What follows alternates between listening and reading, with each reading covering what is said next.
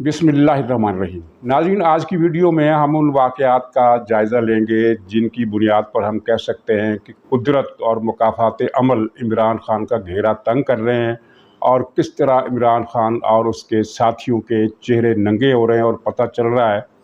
कि कितना घिनौना निज़ाम 3.5 साल इस मुल्क पर मुसल्लत रहा और उसने क्या तबाही मचाई। लेकिन इससे पहले एक छोटी सी बात मैं करना चाहता हूँ कि आप ये अरसे से सुन रहे हैं जो PTI के तर्जुमान हैं, जो टाउट हैं, और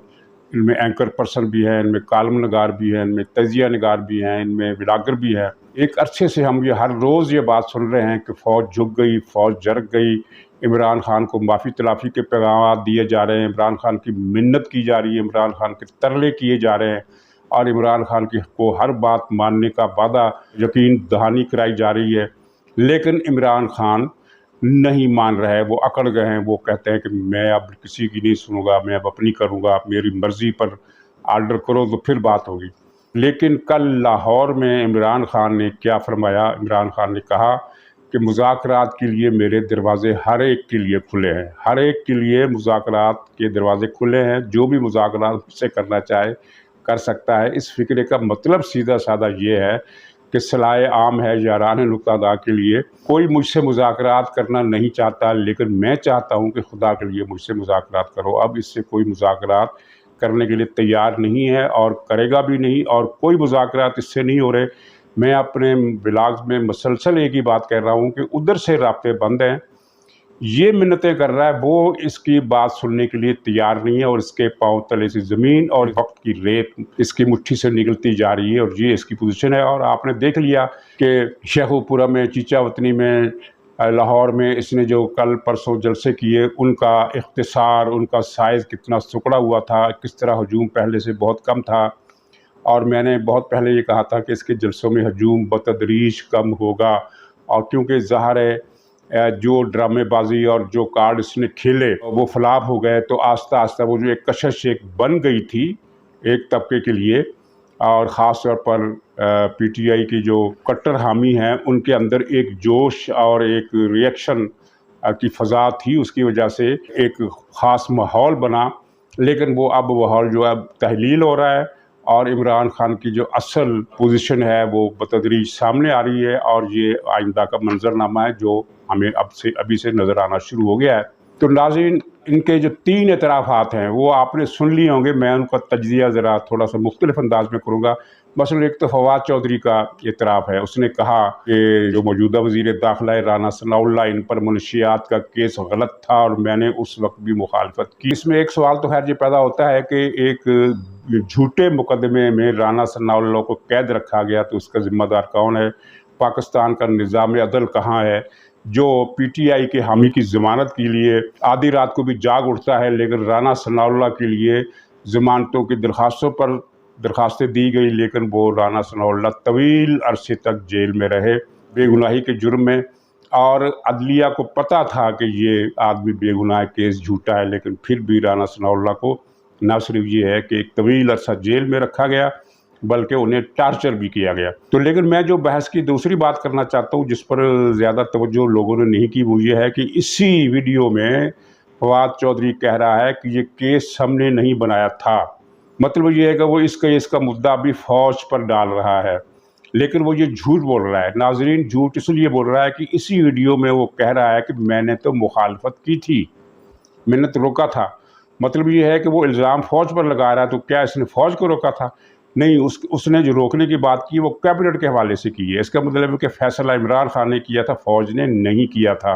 ये इमरान खान का फ़ैसला था। और उसी वक्त ये ख़बर आई थी कि इमरान खान ने मुख्तलिफ़ महकमों के अफसरान को यह हदायत की है कि राना सनाउल्लाह के ख़िलाफ़ कोई भी पर्चा दर्ज करे इससे अंदर होना चाहिए।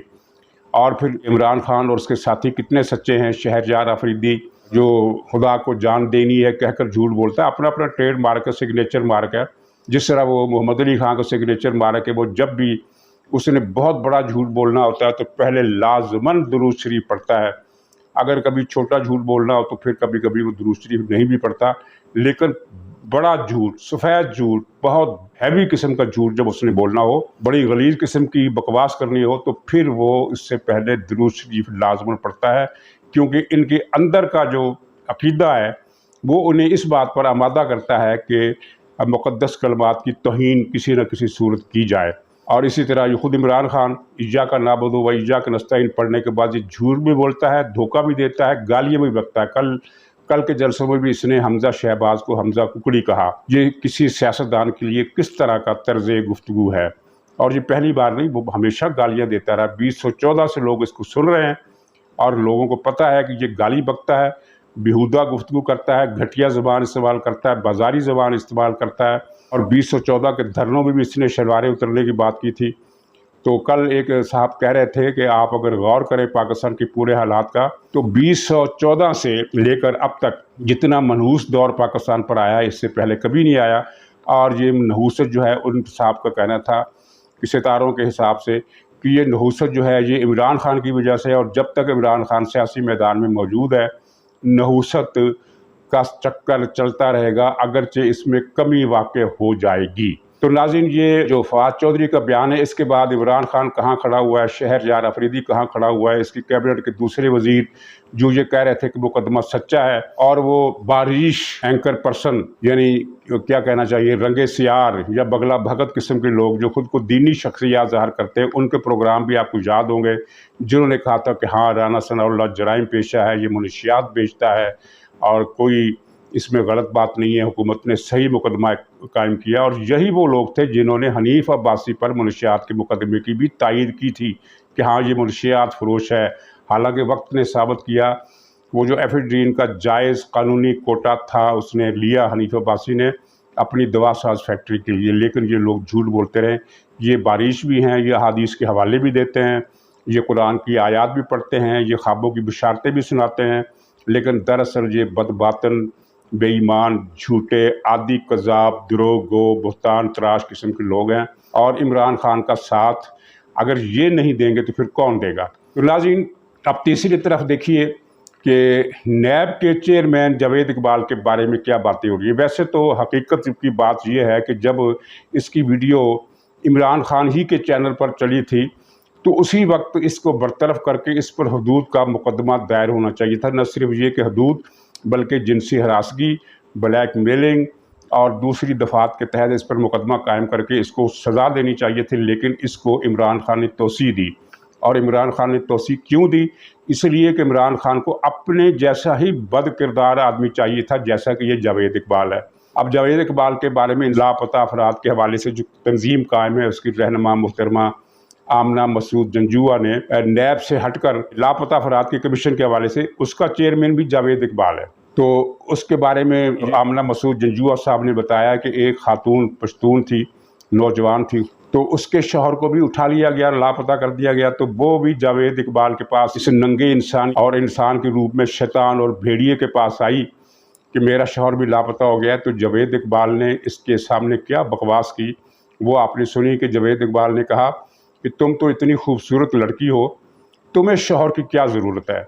جو فیملی ہے ایک مطلب بہت پٹھان عورت ہے اور بہت خوبصورت بھی ہے، تو اس کا مطلب بہت زیادہ وہ ایک دن میرے آفس میں آ کے روئی اور اس نے کہا کہ میں آئندہ کبھی کمیشن میں نہیں جاؤں گی، کیونکہ مجھے یہ کہا جا رہا ہے وہاں پر کہ تم اتنی خوبصورت ہو، تمہیں شوہر کی کیا ضرورت ہے۔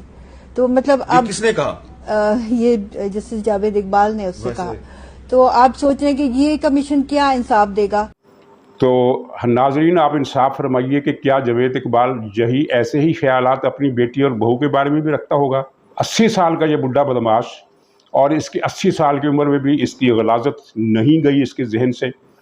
اور یہ اس طرح کا انسان تھا، اور اس کو عمران خان نے توسیع دی کیونکہ یہ اسی کی طرح کا بد کردار اور غلیظ کردار کا انسان ہے، بلکہ انسان تو اسے ہے ہی نہیں۔ اچھا، جاوید اقبال کے بارے میں وہ جو طیبہ فاروق کا جو قصہ ہے، جس کی ویڈیو سب سے پہلے وہ عمران خان ہی کے حامی کی ٹی وی نے چلائی تھی، تو اس کا ابتدائی قصہ تو آپ سب کے علم میں ہے کہ کس طرح یہ طیبہ جو تھی، طیبہ جو بھی ان کا نام تھا محترمہ کا، جب شکایت کی عمران خان کے پاس تو عمران خان نے کہا کہ اس کی جاوید اقبال کی جو ویڈیو ہے مجھے دو، میں اس کو سبق سکھاؤں گا۔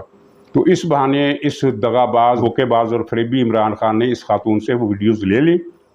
اور بجائے طیبہ محترمہ کو انصاف دینے کے، اس نے ان ویڈیوز کی بنیاد پر جاوید اقبال سے اپنی مرضی کے فیصلے کروائے، یعنی اپوزیشن کے لیڈروں کے خلاف مقدمات درج کروائے اور ان پر کیس کروایا اور اس کو اس طرح بلیک میل بھی کیا، اگرچہ وہ جاوید اقبال بھی ایسا ہی غلیظ آدمی تھا۔ تو ان طیبہ صاحبہ نے مزید بتایا کہ جاوید اقبال نے مجھ پر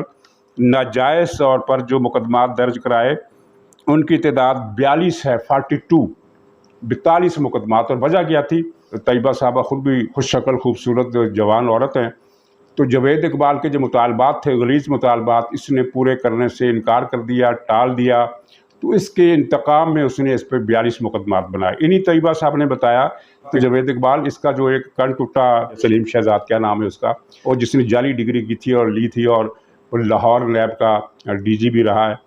تو اس پر الزام لگایا کہ یہ سلیم شہزاد کے حکم پر مجھے مکمل طور پر برہنہ کر دیا گیا اور میری ویڈیو بنائی گئی اور وہ ویڈیو میرے خامد کو دکھائی گئی، یعنی اسے بھی ٹارچر کیا گیا۔ تو اب سلیم شہزاد نے اس بات کی تردید کی ہے، لیکن ناظرین میں یہاں اس کی ایک تصویر شیئر کر رہا ہوں، آپ اس کی تصویر دیکھیے اور اس کا چہرہ دیکھیے اور خود دیکھیے کہ جس کے چہرے پر یہ جھوٹ ٹپک رہا ہے، ایسی شکل والا آدمی کبھی سچ بول سکتا ہے؟ چنانچہ مجھے تو اس کی تردید کا اعتبار نہیں ہے۔ معاملہ یہ ہے کہ ان معاملات کی، سارے الزامات کی تحقیقات ہونی چاہیے۔ چیئرمین نیب جاوید اقبال کے بارے میں بڑی ہی شرمناک قسم کی کہانیاں ہیں اور اس کی ویڈیوز اعلیٰ حکام کے پاس موجود ہیں جو بہت آگے کی چیز ہیں، جن کو نشر نہیں کیا جا سکتا، سوشل میڈیا پر لایا نہیں جا سکتا، لیکن ان پر کیس چلایا جا سکتا ہے۔ اس پر کیس کون چلائے گا؟ اور ان لوگوں کی ڈھٹائی اور بے حیائی اور اکڑ کا اندازہ کیجئے کہ پبلک اکاؤنٹس کمیٹی نے اس کو طلب کیا جاوید اقبال کو، تو اس نے آنے سے انکار کر دیا۔ شاید اسے پتہ ہے کہ مجھے کون پکڑے گا،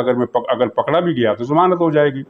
تو پاکستان میں ضمانتیں تو ایسے ہی لوگوں کے لیے ہوتی ہیں۔ ان واقعات سے ہمیں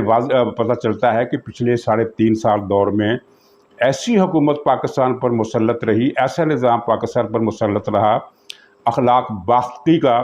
کہ دنیا کے کسی اور ملک میں اس کا تصور تک نہیں کیا جا سکتا۔ جس طرح کے لوگ پاکستان میں نیب کے چیئرمین رہے، انسانی حقوق کے لاپتہ افراد کی کمیشن کے سربراہ رہے، اور جو اداروں کا کردار رہا، اور جو میڈیا میں بیٹھے ہوئے لوگوں کا کردار رہا، جو دراصل میڈیا پرسن نہیں ہیں، جو جرنلسٹ نہیں ہیں، جو تجزیہ کار نہیں ہیں، لیکن وہ ٹاؤٹ تھے اور ان کو زبردستی میڈیا پر مسلط کیا گیا تاکہ وہ اپنی خباثت اور غلاظت سے اس سماج کے اندر ایک زہر کی کاشت کریں اور سارے سماج کو زہریلا بنا دیں۔ تو اب یہ مکافاتی عمل ہے کہ یہ چیزیں سامنے آ رہی ہیں، یہ لوگ ننگے ہو رہے ہیں، یہ لوگ اریاں ہو رہے ہیں، اور ساتھ ہی یہ نظام بھی ننگا ہو رہا ہے کہ جو ایسے ظالموں اور بدماشوں کو اور ایسے گنڈوں کو، اب جاوید اقبال کا کردار کسی گنڈے سے کم نہیں تھا، بلکہ گنڈے تو اس کے گلی محلے کے گنڈے اس کے مقابلے میں فرشتے نظر آئیں گے آپ کو۔ تو ان گنڈوں کو یہ نظام تحفظ دیتا ہے، ترقی دیتا ہے، اور نظام میں ایسی خرابی ہے 70 سال سے چلی آ رہی ہے، 1958 کے بعد سے چلی آ رہی ہے، کہ صرف خبیث قسم کے لوگ، غلیظ اور بدبودار اور گندے قسم کے لوگ ہی اوپر آتے ہیں اور جڑوں میں بیٹھ جاتے ہیں، اور اس کی وجہ سے پاکستان کا جو معاشرہ ہے، پاکستان کا جو سماجی ارتقاء ہے، وہ زوال کا شکار ہو گیا ہے، ایسی گھل لگ گیا ہے۔ اور لیکن شاید اب کچھ لگ رہا ہے، اگرچہ موجودہ حکومت سے ہمیں کو بہت زیادہ امیدیں اس لیے نہیں ہیں کہ یہ قدرے بے اختیار نظام ہے، یہ ٹکا ہوا ہے 2 ووٹوں کی اکثریت پر، اور اس حکومت کو پتہ ہے کہ وہ کتنی کمزور پوزیشن پر ہے، اور جب تک وہ راضی برضا رہے گی، وہ چلتی رہے گی۔ اگر اس نے انصاف کرنے کی حقیقی کوشش کی اور جس کی وجہ سے کسی دائرے میں مداخلت ہوئی، کسی ریڈ لائن میں مداخلت ہوئی، ریڈ لائن سے مراد آئین کی ریڈ لائن نہیں ہے، بلکہ وہ ریڈ لائن ہے جو طاقتور لوگوں نے خود ہی کھینچ رکھی ہیں، تو ان لائنوں کی خلاف ورزی ہوئی تو یہ حکومت گر بھی سکتی ہے۔ اس لیے ہم اس حکومت سے بہت زیادہ جرأت مندانہ اقدامات کی توقع نہیں کر سکتے، لیکن میری اطلاعات یہ ہیں کہ جس حد تک ان کا بس چلتا ہے، وہاں تک یہ کچھ خرابی کو دور کرنے کی کوشش کر رہے ہیں۔ اور یہ جو ایک ٹاؤٹ عمران ریاض کی گرفتاری ہے، تو اس کی وجہ بھی یہی ہے کہ عمران ریاض نے پاکستانی مفادات اور سلامتی کے تمام دائرے توڑ ڈالے تھے، لکیریں توڑ ڈالی تھی، اور سعودی عرب کے خلاف اس نے بڑی غلیظ قسم کی بکواس کی، اور اس کو اب کسی نہ کسی شکل میں سزا ملے گی۔ اور عمران ریاض خان کے ساتھ ساتھ 7-8 اور بھی ٹاؤٹ، معزز ٹاؤٹ، پائپ لائن میں ان کے نام ہیں، ان کے خلاف کارروائی کی نوبت آتی ہے یا نہیں آتی. تو چلتے چلتے یہ لطیفہ سن لیجئے کہ ایک دن پہلے عمران ریاض نے کہا تھا کہ مجھے 10 سال بھی جیل میں رکھو، میں یہی باتیں کروں گا جو میں نے کی ہیں، میں یہی کرتا رہوں گا جو میں کر رہا ہوں. اس نے کیا کہا تھا؟ فوج کے خلاف بکواس کی تھی، سعودی عرب کے خلاف بکواس کی تھی، پاکستان کے نظام کے خلاف بکواس کی تھی. تو لیکن 2 روز پہلے کی یہ بات ہے، اور 1 روز پہلے یعنی کل اس نے معافی مانگتے ہوئے کہا کہ میں نے تو فوج کے خلاف ایک لفظ تک نہیں کہا، میں نے تو ایسی کوئی بات ہی نہیں کی. یعنی وہ ساری اکڑ. اور ناظرین کچھ لوگ کہہ رہے ہیں کہ یہ ڈر گیا اور وہ ویڈیو نہیں آئی جس کے بارے میں اس نے کہا تھا کہ 5 گھنٹے کے بعد میں جاری کروں گا اور ایک تہلکہ مچ جائے گا، زلزلہ آ جائے گا. اور اس اشارہ اس کا فوج کی طرف تھا کہ پتہ نہیں کیا کیا نام اور کیا کیا چیزیں. وہ ویڈیو میں نے ایک محفوظ مقام پر پہنچا دی ہے، اور اگر 5 گھنٹے کے اندر اندر رہا نہ کیا گیا تو وہ ویڈیو اپلوڈ ہو جائے گی. تو بہت سارے لوگوں نے سمجھا کہ واقعی یہ ویڈیو ہوگی،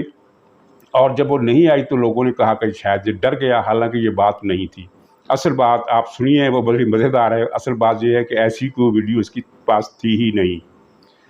دراصل اس کو یقین دلایا گیا تھا پارٹی کی طرف سے کہ اگر تمہیں گرفتار کیا گیا تو ہم اسلام آباد سے 5 گھنٹے کے اندر اندر تمہاری ضمانت کرا لیں گے اور تم رہا ہو جاؤ گے. 5 گھنٹے کا چکر ہے، 5 گھنٹے کا مسئلہ ہے. تو اس نے یہ پھر وہ ایک ویڈیو پہلے سے ریکارڈ کرا کے رکھوا دی کہ جب میں گرفتار ہو جاؤں تو یہ اپلوڈ کرا دینا. انہوں نے اپلوڈ کر دی. مقصد یہ تھا کہ جب میں 5 گھنٹے کے بعد یا 4 گھنٹے کے بعد رہا ہو جاؤں گا تو سب لوگ اور ساری دنیا یہ سمجھے گی کہ میرے پاس میں نے جس ویڈیو کی دھمکی دی تھی اس سے ڈر کر جن لوگوں نے مجھے گرفتار کیا ہے، حکومت نے یا اداروں نے یا جس نے بھی، تو وہ اس دھمکی سے ڈر گئے اور اس ویڈیو کے خوف سے انہوں نے مجھے 4-5 گھنٹے کے بعد ہی چھوڑ دیا. لیکن اس کو پتہ نہیں تھا اور پارٹی کو بھی پتہ نہیں تھا کہ اس بار ذرا کچھ مختلف ہونے جا رہا ہے. چنانچہ موصوف جو تھے وہ پھر یہ 5 گھنٹے بعد والی ویڈیو اس لیے جاری نہیں کروا سکے کہ ایسی کوئی ویڈیو اس کے پاس تھی ہی نہیں. اور ایسی ہی ویڈیوز کی گیدڑ بھبکیاں عمران خان دیتا ہے، جبکہ اس کے پاس بھی کوئی ویڈیو ایسی نہیں ہے. زیادہ سے زیادہ اس کے پاس جو ویڈیوز موجود ہوں گی وہ یہ ہوں گی کہ جس میں جنرل باجوہ یا جنرل ندیم انجم یا کوئی اور فوجی افسر اس سے تبادلہ خیال کر رہے ہوں گے، گفتگو کر رہے ہوں گے، اور اس گفتگو میں ظاہر ہے کسی نہ کسی کا ذکر ایسا آ گیا ہوگا کہ جس کے بارے میں کوئی لفظ جو غیر رسمی گفتگو کے دوران نکل جاتا ہے. مثال کے طور پہ میں مفروضہ بیان کر رہا ہوں، میں یہ نہیں کر رہا کہ ایسا ہوا کو، کیونکہ نہ تو مجھے پتہ ہے کہ کیا گفتگو ان بڑوں کی ہوتی ہے، لیکن سپوز گفتگو قومی سیکورٹی پر ہو رہی ہے تو بیچ میں عمران خان کہہ دیتا ہے کہ وہ نواز شریف پاکستان آنے والا ہے، تو جنرل صاحب کہتے ہیں ایسی خرافات ہے، جھوٹ افواہ بکواس ہے، اس طرح کی بات کر دیتے ہیں. اب اس بات میں کوئی حرج نہیں ہے، لیکن اگر یہ گفتگو ٹی وی پر چلے